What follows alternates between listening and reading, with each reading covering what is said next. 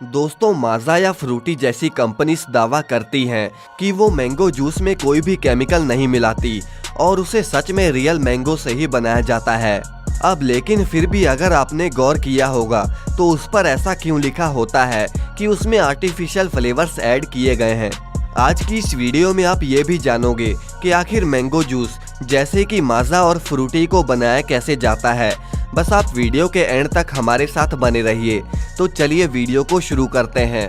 अब सबसे पहले रसीले और ताज़ा आमों को लंबे और ऊंचे पेड़ों से तोड़ा जाता है। अब आम के पेड़ तो काफ़ी ऊंचे होते हैं और इसीलिए जो नीचे के आम होते हैं उन्हें तो हाथों से तोड़ लिया जाता है और जो आम ऊंचाई पर लगे होते हैं उन्हें एक स्टिक की मदद से तोड़ा जाता है जिसके आगे मैकेनिकल जॉस लगे होते हैं। जब टूटे हुए आम की स्टेम को तोड़ते समय आम के फल से एक सैप या लिक्विड निकलता है और वो सैप अगर आपके हाथ पर लग जाए तो आपका हाथ जलना शुरू हो जाता है और इसीलिए आम को ग्लव्स पहनकर पहले स्टेम निकाली जाती है और उसे तुरंत पानी में डाल दिया जाता है ताकि आम से निकलने वाली लिक्विड का टॉक्सिक इफेक्ट कम हो सके। अब कहीं ये पके हुए आम दबकर खराब ना हो जाएं, इसीलिए आमों को बड़े आराम से ग्रेड्स में भरकर फैक्ट्री के लिए रवाना कर दिया जाता है।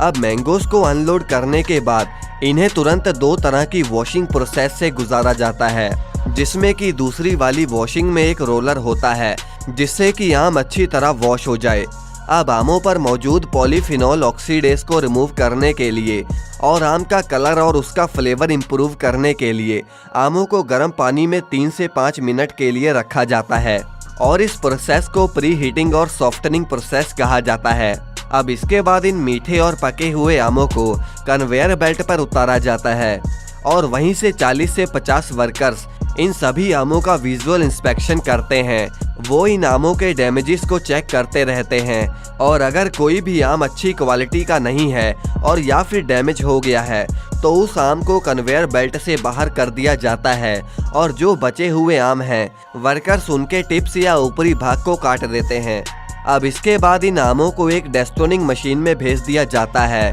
जहां पर ये मशीन एक बहुत ही एफिशिएंट तरीके से आमों की गुठलियां और उनके छिलकों को अलग कर देती है और इसके बाद कहीं जाकर इन आमों को एक्सट्रैक्टर मशीन में डाल दिया जाता है जहां से इन आमों का जूस निकाला जाता है। आपको शायद ना पता हो कि इस प्रोसेस में भी दो तरह के जूसेस की कैटेगरी बनती है, विद और विदाउट पल्प, और ये दोनों तरह के जूस को निकालने के लिए अलग अलग तरह के फिल्टर्स का इस्तेमाल किया जाता है।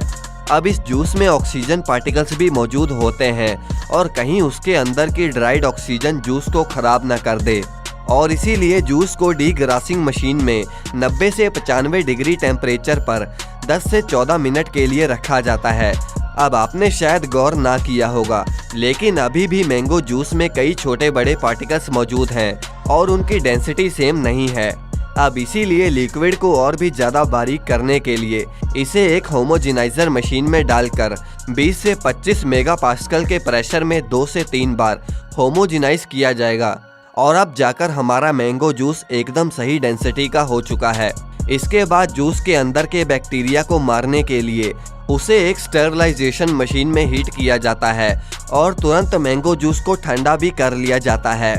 और इसी प्रोसेस की वजह से जूस की शेल्फ लाइफ बढ़ जाती है और इन जूसेस को बड़े बड़े स्टोरेज टैंक्स में स्टोर करके रख लिया जाता है ताकि आमों के सीजन जाने के बाद भी हम अपनी मर्जी से कभी भी मैंगो जूस का आनंद ले सकें। अब आप ये भी कह सकते हैं कि मैंगो जूस जैसे कि माजा और फ्रूटी को हम बाहर दुकानों से लेकर पीते हैं उसे हो सकता है कि 6 से 7 महीने पहले बनाया गया हो और जूस को इतना टाइम स्टोर करने का एक नुकसान ये है कि जूस अपना फ्लेवर लूज करने लगता है और इसीलिए जूस का टेस्ट मेंटेन रखने के लिए कंपनी को इसमें आर्टिफिशियल फ्लेवर ऐड करने पड़ते हैं और यही वजह है कि बोतल के पीछे उसमें आर्टिफिशियल फ्लेवर्स एडिड लिखा जाता है। अब इसके बाद आगे जूस को बॉटल्स में फिलिंग के लिए भेज दिया जाता है और आखिर में उन बॉटल्स पर लेबलिंग कर दी जाती है जिसके बाद इन्हें हमारे तक पहुंचाने के लिए रवाना कर दिया जाता है। वैसे दोस्तों, आपको कौन सा जूस सबसे ज़्यादा पसंद है हमें कमेंट में ज़रूर बताएं और इस वीडियो को लाइक करके चैनल को सब्सक्राइब करना ना भूलें।